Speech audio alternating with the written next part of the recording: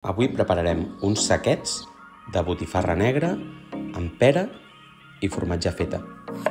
Començarem per tallar ben prima aquesta ceba, la sofregirem i després prepararem a daus petitets aquesta botifarra negra de Casa Noguera tan bona. Un cop la ceba estigui ben sofregida, el que farem serà afegir la botifarra negra i la pera a daus molt petitets i li donarem unes quantes voltes perquè sofregeixi una mica. Utilitzarem pasta de bric per fer aquests saquets, afegir el formatge feta, barregem i tot això ho posarem al forn amb la forma que nosaltres vulguem. Jo en aquest cas he fet uns saquets rectangulars, però els podem fer triangulars, li podem donar una forma de sac, el que vulguem.